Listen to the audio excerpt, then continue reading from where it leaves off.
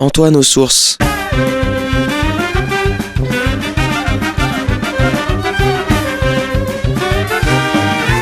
Une émission présentée par Jean-Marie Alafort.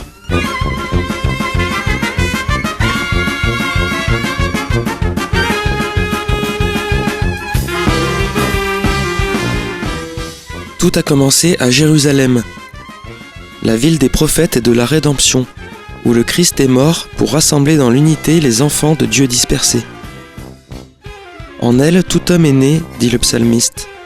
En elle, tout chrétien y trouve ses racines et y découvre la richesse des traditions et des rites des églises qui la composent. L'esprit de la Pentecôte ne cesse de souffler depuis Jérusalem. La ville sainte se révèle être la mère de toutes les églises. Jérusalem, la cité du grand roi, ouvre ses richesses pour ceux qui savent écouter. Dans le cadre de notre série d'émissions sur les rois d'Israël, nous poursuivons cette semaine notre lecture du premier livre des rois. Et nous allons voir comment est-ce que Dieu va apparaître de nuit à Salomon et va lui conférer une sagesse que nul homme n'aura dans l'histoire.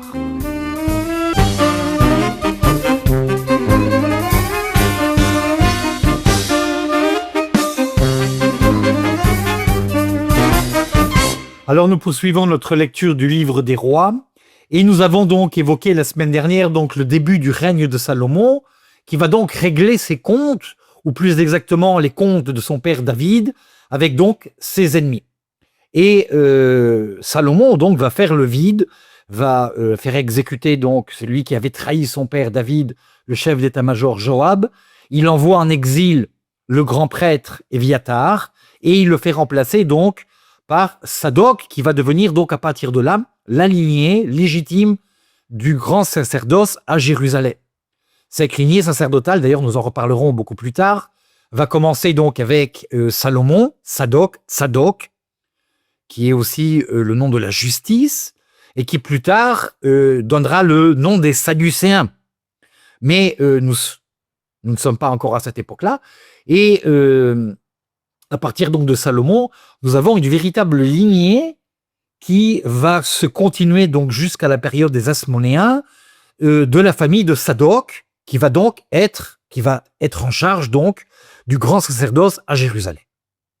Les choses vont dégénérer ensuite, beaucoup plus tard, au IIe siècle avant Jésus-Christ, plus exactement déjà au milieu du IIIe siècle avant Jésus-Christ, mais nous avons une stabilité du sacerdoce à Jérusalem qui va être impressionnante. Et elle commence donc avec le règne de Salomon. Donc, Salomon règle ses comptes.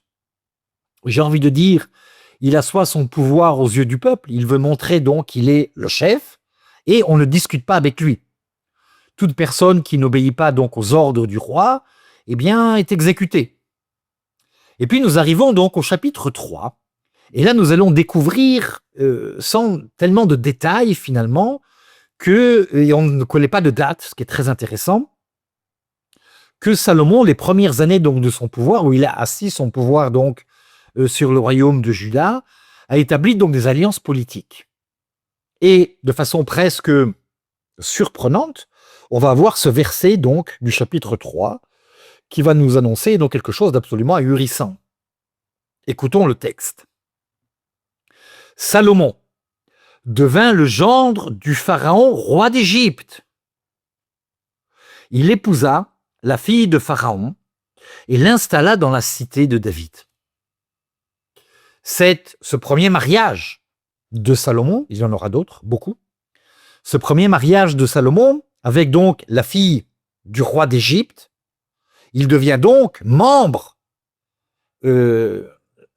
c'est ça qui est, c'est ce qu'on appelle donc ces alliances politiques qu'on faisait donc à l'époque, où les rois mariaient donc leurs filles à d'autres rois pour des questions totalement politiques. Et nous avons ici donc un premier mariage de raison. Salomon ne dit absolument pas si cette femme était belle, le texte biblique ne le dit absolument pas. Et non seulement on ne sait rien sur cette femme, mais on ne connaît même pas son nom. On n'a aucune idée de qui peut être cette femme, cette fille de Pharaon. La tradition juive, plus tard, va fortement critiquer ce premier mariage, puisque ça va être le début de l'introduction dans la cité de David, donc des dieux étrangers. Salomon se marie avec une femme non israélite, non juive, ce qui aujourd'hui évidemment paraît tout à fait impensable. Mais c'était déjà à l'époque avec David, et ça continue avec son père, les mariages sont donc de raisons politiques. Ce sont des mariages donc qui sont calculés. Et donc on nous fait cette petite mention qui est très très intéressante, c'est qu'on nous dit donc que Salomon devient donc le gendre de Pharaon, roi d'Égypte. Ça veut dire que dans cette petite période courte finalement où il a régné, il a déjà donc commencé donc à faire des alliances politiques avec les grandes puissances. Et la grande puissance de l'époque, c'est l'Égypte. Le royaume de Juda est un petit royaume. C'est un roitelet. La grande puissance de l'époque, ce sont donc les Égyptiens. Et donc, il installe donc dans la cité de David, nous dit le texte, jusqu'à ce qu'il fit bâtir sa propre maison. Donc pour l'instant, Salomon n'a pas de maison. Il a la maison de David, de son père, mais il n'a pas son palais, son propre palais. Ce qui est très intéressant, c'est que dans le livre des Chroniques, qui est donc un parallèle du premier livre des rois, on nous raconte également donc la vie de Salomon. Il y a deux choses qui n'apparaissent absolument pas. Premièrement, donc les règlements de compte que Salomon fait, et j'en ai passé un parce que ce serait trop long, avec donc ses ennemis, qui les liquident, pour bien dire la vérité. Donc le livre des Chroniques passe complètement sur cette mention, nous présente finalement Salomon comme quelqu'un d'extrêmement... Je vous lis le texte pour que vous puissiez comprendre qu'on est tout à fait dans un autre univers. Salomon, fils de David, s'affermit dans sa royauté. Le Seigneur, son Dieu, fut avec lui et l'éleva très haut. C'est le début du règne donc de Salomon. Et après donc, le texte va continuer, ce que nous lirons donc la semaine prochaine. Mais voyez que le livre des Chroniques, le deuxième livre des Chroniques, ne nous donne absolument pas tous les détails que nous avons donc dans le premier livre des rois. Premièrement, les règlements de compte, et deuxièmement, donc ce mariage avec donc cette fille de Pharaon. Et le fait qu'il se fait bâtir une maison pour lui. Parce que finalement, tout le monde sait très bien, et nous connaissons tous l'histoire, nous allons le lire plus tard, que Salomon va être celui qui va construire le temple de Jérusalem, mais avant de construire le temple de Jérusalem, il se fait construire un palais. On est toujours bien servi par soi-même, premièrement. Et il continue sa propre maison, dans l'ordre qui est cet ordre-là, sa propre maison, la maison du Seigneur, nous en reparlerons plus tard, et la muraille autour de Jérusalem. Seulement, le peuple, et là nous avons un détail qui est très intéressant, alors nous entrons véritablement dans la vie de Salomon. Le chapitre 3 est le chapitre qui nous introduit véritablement, donc, j'ai envie de dire, dans la compréhension de qui est le nouveau roi d'Israël. Seulement, le peuple continuait à offrir des sacrifices sur les hauts lieux, car jusqu'à cette époque, on n'avait pas bâti encore la maison Abaït.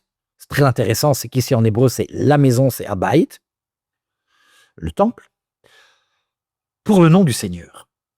Salomon aima le Seigneur de telle sorte qu'il marcha selon les prescriptions de David son père. Nous avons ici un élément très très intéressant. Salomon aima le Seigneur, mais c'est au passé.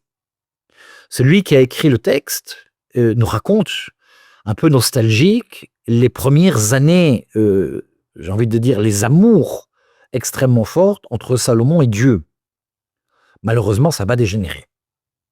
Mais on nous dit donc dans un premier temps, Salomon aima le Seigneur, de telle sorte qu'il marcha selon les prescriptions de David son père. Seulement, c'était sur les hauts lieux qu'il offrait des sacrifices et qu'il brûlait de l'encens. Donc nous avons ici une sorte de paradoxe. On rend un culte au Dieu d'Israël qui est un à plusieurs endroits. Et nous allons voir que le texte biblique va nous conduire vers une autre compréhension du culte. Le roi se rendit à Gabaon pour offrir un sacrifice, car c'était le principal haut lieu, donc. Et Salomon offrit 1000 holocaustes sur cet autel. Alors Salomon, on dira plus tard, c'est un homme extrêmement riche. À cette époque, peut-être c'était un peu exagéré de dire qu'il a offert 1000 holocaustes, mais ça montre donc la puissance et la richesse donc du nouveau roi d'Israël, qui, rappelons-le, est le gendre du pharaon. À Gabaon, le Seigneur apparut à Salomon la nuit dans un rêve. Alors nous avons donc cette première visite de Dieu, cette visitation, comme on dit en hébreu. Ce terme de visitation est un terme extrêmement intéressant parce que la visitation, c'est Dieu se souvient en fait. Et il va visiter donc son peuple ou le roi d'Israël. Dieu lui dit, demande, Bakesh. Le texte hébraïque est très très clair ici. Que puis-je te donner? C'est-à-dire, Salomon aime Dieu, et Dieu veut lui rendre cet amour. Donc il dit, demande ce que tu veux. En d'autres termes, dis-moi ce que tu veux.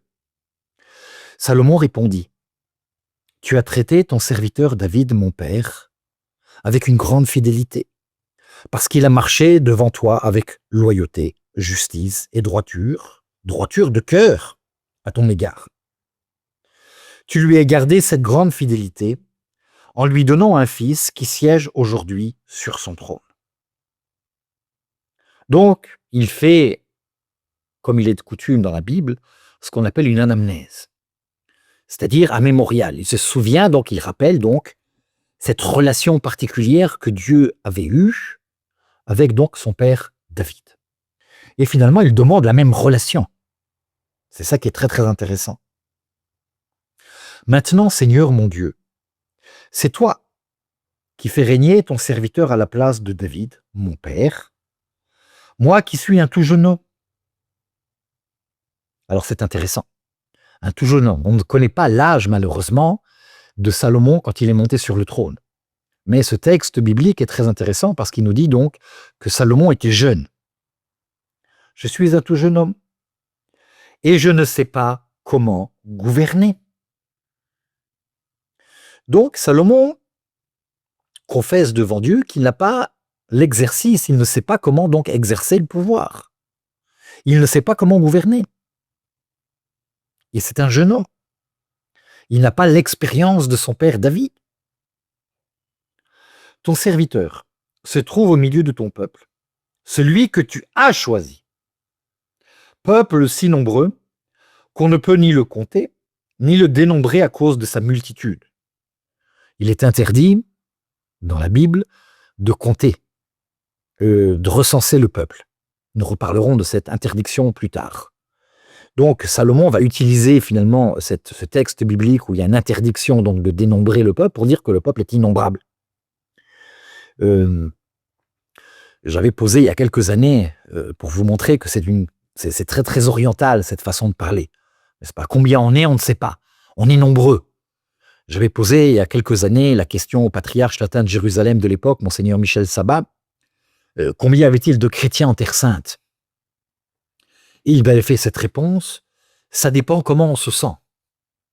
C'est-à-dire, si on se sent fort, on est nombreux, et si on se sent faible, eh bien, on est peu nombreux. Il n'y avait pas de réponse. C'est-à-dire, c'est une réponse qui est complètement subjective. Le chiffre n'a aucune espèce d'importance. Et cette réponse, j'avais beaucoup aimé parce que c'est une réponse tout à fait orientale. Alors, ça peut nous surprendre, nous, parce que nous sommes des Occidentaux qui voulons donc des réponses avec des chiffres, des analyses, des pourcentages. Lui, il dit, tout dépend comment on se sent. Si on se sent fort, nous sommes nombreux. Et c'est exactement donc, c'est très intéressant de voir que c'est vraiment cette pensée orientale à laquelle donc nous sommes confrontés dans ce texte biblique. Il te faudra donner à ton serviteur un cœur qui ait de l'entendement pour gouverner ton peuple, pour discerner le bien du mal. La première chose que demande Salomon à Dieu, c'est le discernement. Le discerner le bien du mal. Et nous allons voir que Salomon va atteindre des sommets de sagesse. On lui attribuera plus tard le livre de la sagesse, ce n'est pas pour rien. Salomon, c'est quelqu'un qui a été doté par Dieu du don du discernement entre le bien et le mal. Et il continue. Qui, en effet, serait capable de gouverner ton peuple, ce peuple est si important.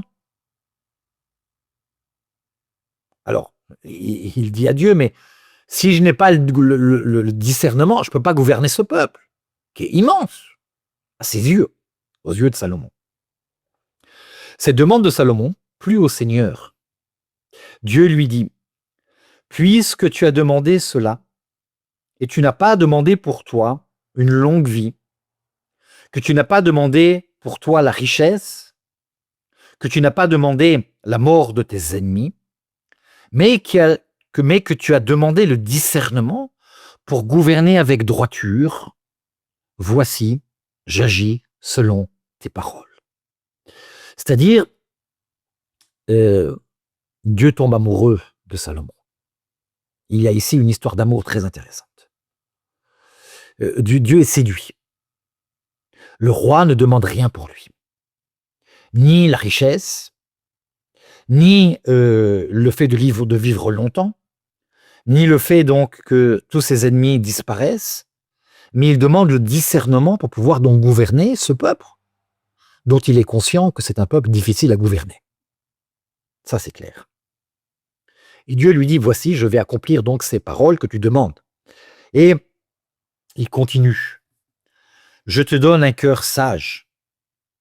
Alors la sagesse, nous l'avons dit, c'est ce qui va donc être la caractéristique principale donc du roi Salomon, la sagesse. Je te donne un cœur sage et perspicace, de telle sorte qu'il n'y a eu personne comme toi avant toi. C'est-à-dire, il le dote donc d'un don de discernement qui est celui de Dieu lui-même. C'est un don divin. Non seulement avant toi, mais après toi. Il n'y aura personne comme toi. C'est-à-dire, on est complètement, là aussi, j'ai envie de dire abasourdi. C'est un texte je le lis, je le relis. Je dis, mais Dieu a un peu perdu la boule. C'est-à-dire, il fait une promesse, il s'engage, si vous voulez, à donner quelque chose à Salomon. J'ai envie de dire sans grande garantie. Mais ça, c'est Dieu. Dieu donne gratuitement. Et il lui donne le discernement. Il lui dit, non seulement je te donne le discernement, mais ce discernement que je te donne, même Moïse ne l'a pas eu. Et même ceux qui seront après toi ne l'auront pas. C'est-à-dire que tu es le seul à avoir donc ce don particulier. Ce qui est quand même absolument ahurissant. Comme si Dieu avait un peu perdu les pédales. C'est-à-dire que c'était complètement emballé pour ce personnage donc de Salomon. C'est une promesse qui nous surprend quand même particulièrement. Le texte biblique nous dit lui-même qu'il n'y a pas eu de plus grand prophète que Moïse, et de personne aussi humble que la terre n'ait jamais porté que Moïse lui-même. Et puis là, on apprend que tout d'un coup, eh bien, Salomon est doté donc d'une sagesse beaucoup plus grande que Moïse. Ce qui est très très intéressant. Et même, ce que tu n'as pas demandé, je te le donne. Les dons de Dieu, comme d'abord, sont irrévocables. C'est cette phrase, ce verset de Paul qui est absolument merveilleux, que nous ne lisons pas suffisamment. Les dons de Dieu sont irrévocables. Quand Dieu donne, il ne reprend pas. Les dons de Dieu sont irrévocables. Et Dieu donne avec largesse. Pas seulement ce que tu as demandé, mais je vais te donner en surcroît, en surplus. Et écoutons le texte, un texte absolument merveilleux. Je te donne en plus ce que tu n'as pas demandé, la richesse et la gloire. De telle sorte que durant toute la vie, il n'y aura personne comme toi parmi les rois. Alors encore une fois, Dieu s'emballe. Là, on a véritablement un emballement, mais alors de façon absolument extraordinaire. Si tu marches dans mes chemins, en gardant mes lois et mes commandements, comme David, ton père, je prolongerai ta vie. Là, nous avons une condition. si tu veux vivre longtemps, la richesse et la gloire, je te la donne, gratuitement. Il n'y a pas de condition. La sagesse, Dieu lui donne sans condition. La seule condition que Dieu met, c'est de suivre ses voies, c'est-à-dire ses commandements, ses lois, s'il veut vivre longtemps, s'il veut prolonger ses jours sur cette terre. Ça, il y a une condition. Écoutons le texte encore une fois. Si tu marches dans mes chemins, en gardant mes lois, chokim, et mitzvot, et mes commandements, comme David, ton père, je prolongerai ta vie. C'est-à-dire, nous avons ici donc une promesse sous condition. Si tu ne respectes pas mes lois, eh bien tu mourras. C'est extraordinaire comme texte.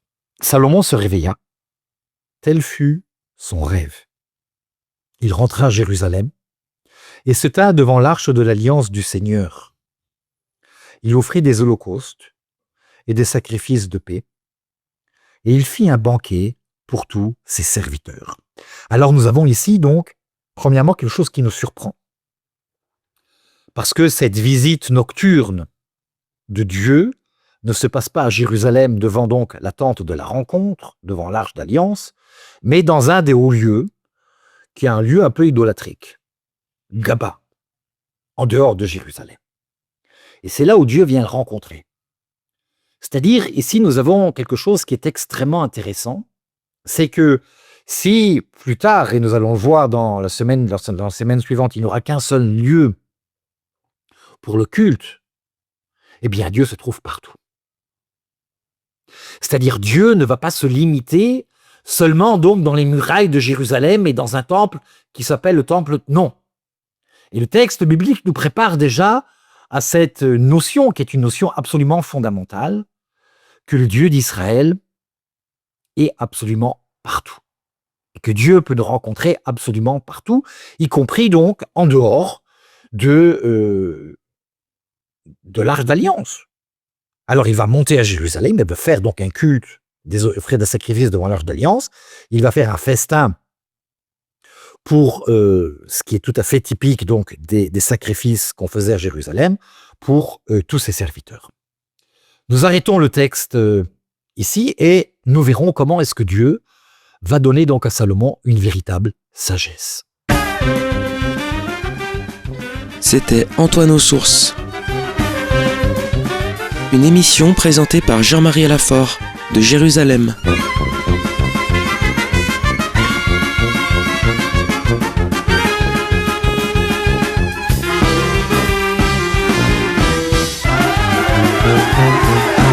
Dans le cadre de notre série d'émissions sur les rois d'Israël, nous avons poursuivi cette semaine notre lecture du premier livre des rois. Et nous avons évoqué ce très beau texte où Dieu apparaît à Salomon et lui promet de lui donner une sagesse que personne n'aura plus jamais.